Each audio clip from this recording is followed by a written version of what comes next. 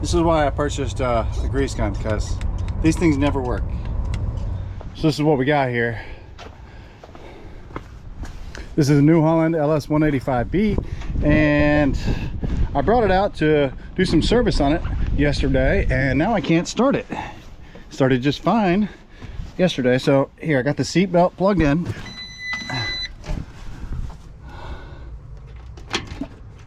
Nothing. It's absolutely quiet. Now watch this. I'm going to open this little hatch here. I can turn on the service mode, which is this way, and then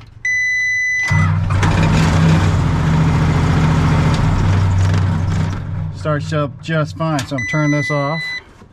So now it's back in normal mode. And I know the seat switch is working, so if I sit up, seat switch is on. All right, so let's put the seat belt off. I think it might have something to do with this seat belt switch. So I'm gonna put it on. Make sure it goes off. All right, it did go off. Still get these two lights over here. That should go off though, I think. So, belt switch. Oh, now that's what it is. Okay. Something to do with the seat belt switch. Oh man, look at that. Very went into the concrete.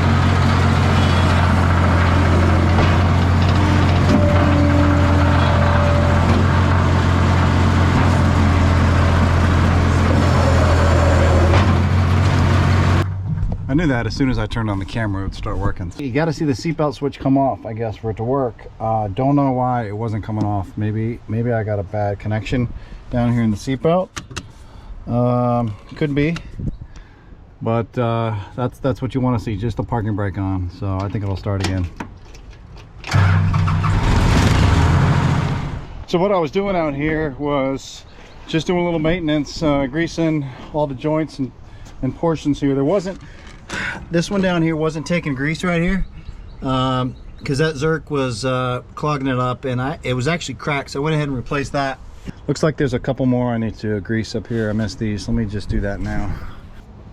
I love this Hercules Harbor Freight grease gun. When I go to Harbor Freight, I only get the Hercules version. I think that's their top quality one, and so far, you know, I've only got a couple tools from it. You know, nothing serious, but you know, how can you mess up a grease gun, right?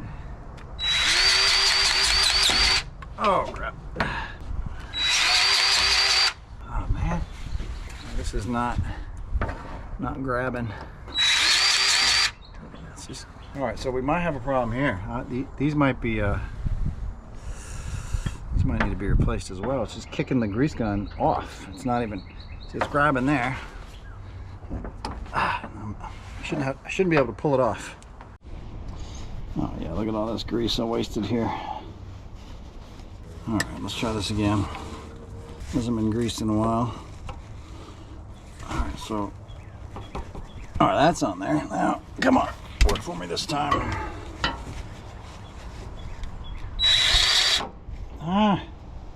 What's going on? Is it my little quick connect? Now this quick connect did not come with the grease gun. I had this already. I'm going to try this tip with the manual gun here. Nothing's still going in there. Yeah, this is why I purchased a grease gun, because these things never work. All right, let's just take this off. So you can see this is really dry here. So it's really dry. So I don't know. That one's pretty dry too. All these other ones on here are good. Good here. So maybe I missed it, or maybe it didn't take grease last time. Let's try to get this freed up. All right, see if I can get something to go through there. Okay. Oh yeah. Okay. Maybe I just wasn't fully seated on there. That's probably what I was. All right, let's try this again. It's still popping off. It's like it's...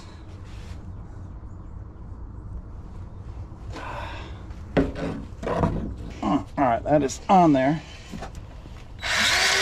And as soon as I push it, it comes out.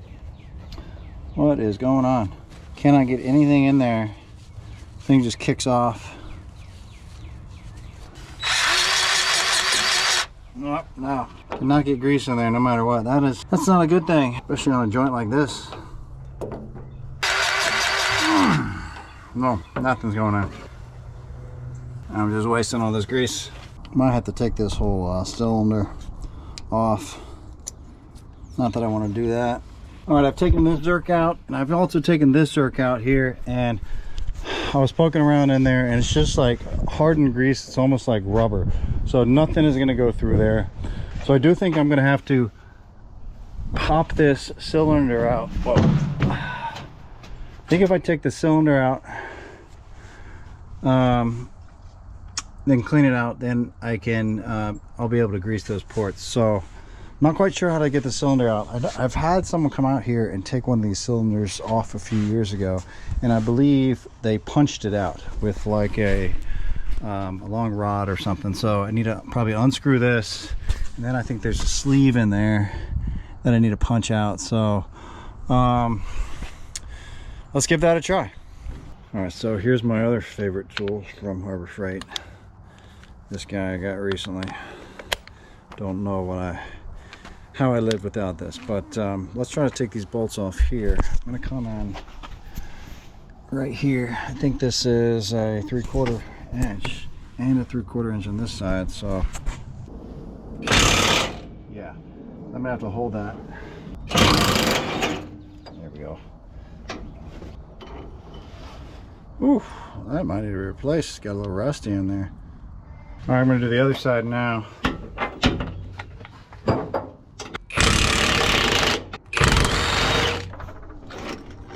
Ooh, that one's...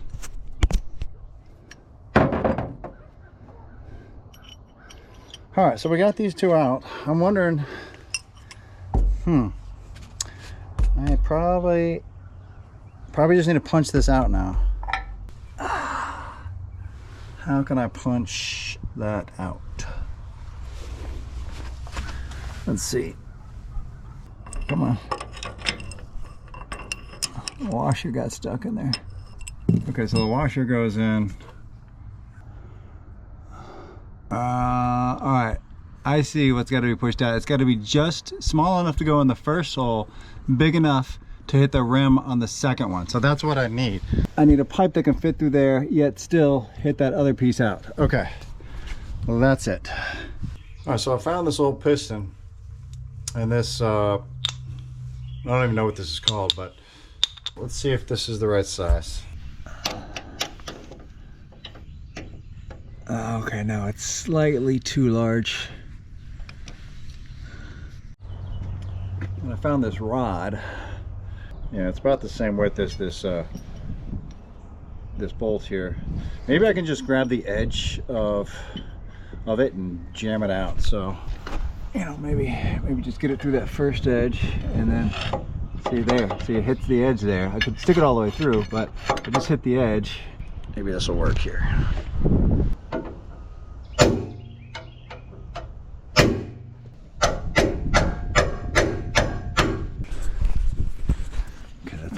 Not moving at all. See that? Nothing. What if I pick the machine up, twist it a little bit, see if I can get I don't know, just get some vibration on there without these bolts in there, see if it'll move at all.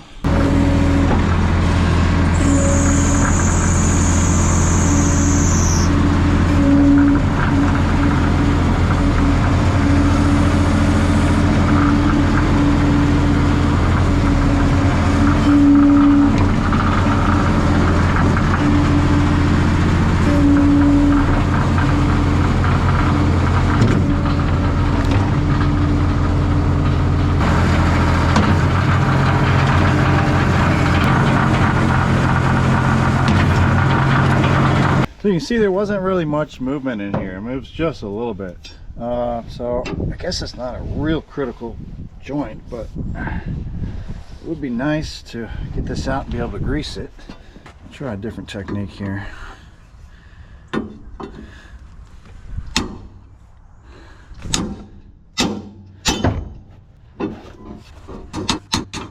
I had the camera off, but I was able to move this one slightly. Look at that. This is the right side. Yeah, so that one's going.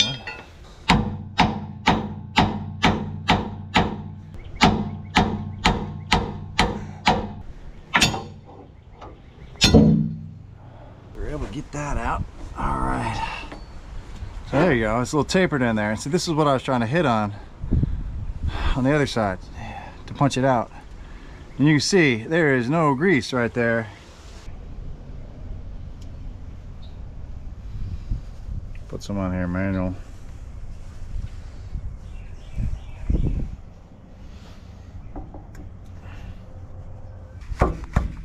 All right, so now we need to lift the cylinder a little bit to line it up and see if we can get it back in there.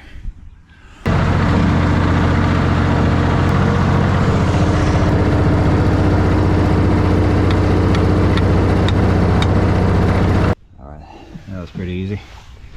I lifted it up just slightly, get that cylinder back on here. We still got to do this one though. All right, it's loose there. Just need to get this loose. There we go. That wasn't too bad. Just getting it.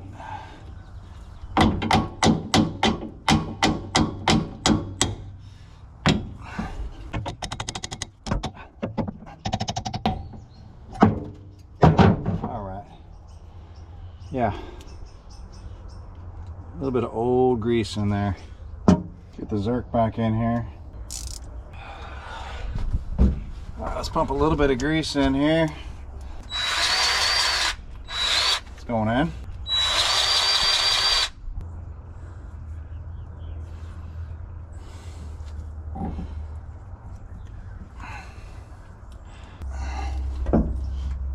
That one lines up nicely, so I don't have to start the engine.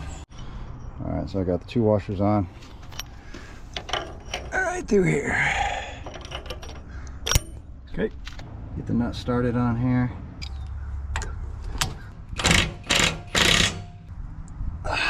All right, now it's back on there. Let's just check to see if this takes any grease from this. If it doesn't, then this grease Zerk is really pointless. No, it's just kicking it off. Look at that. All right, so I got my box of grease Zerks or grease fittings here. And I'm just looking at these and I'm just wondering, so this is what's supposed to happen. Oh, wait a second. Oh, I see the problem. I think I see the problem. Now that I clean the grease off here, look at that. 2 of these are broken off here. You see it? So I guess, you know what I did probably? When this was impossible to get off recently, I probably just ripped it off and broke those off. This goes on here, comes back down.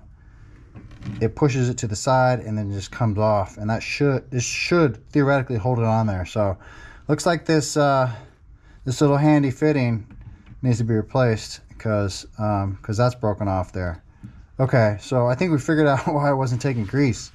Probably my fitting, no bueno. Well, I don't really like this anyway. I mean, it's kind of handy. I mean, you kind of push it with one hand, but sometimes it's awkward because you're trying to do it like this, and you got to get it just right and twist on you. So there's probably a better quick connect fitting than this guy. I'm gonna replace it, get another one. You know, I guess look at it closely when those things pop off, and you won't have to go through as much work as I went through. Look what just came in.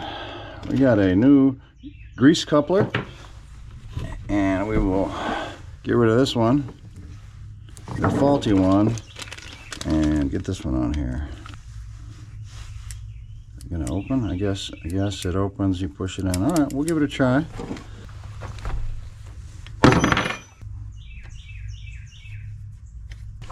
All right, that should be pretty good. All right, first time here. Goes on pretty easy. Stays on.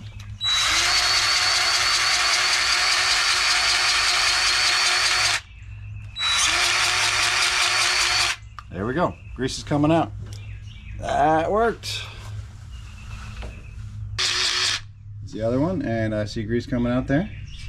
I think I like this much better than the other one. It's really easy to push on with one hand. You just do that, and to take it off, just squeeze it. Boom. I like it. This only cost me $7. We'll see if it lasts. Anyway, I guess that concludes the maintenance on the skid steer. We'll go ahead and close this video out. You know, I don't ask you guys very much to like thumbs up or like or subscribe or anything, but you get enough of that from other YouTubers, so you already know what to do. So thanks for watching, and we'll catch you on the next one. This one's junk. All right, so check this out. I'm looking up skid steer only starts in service mode on YouTube, and the first thing that pops up is my own video. That's not helpful, because I know in that video there's a different issue going on than what I have now. So I guess I'll have to figure this one out on my own.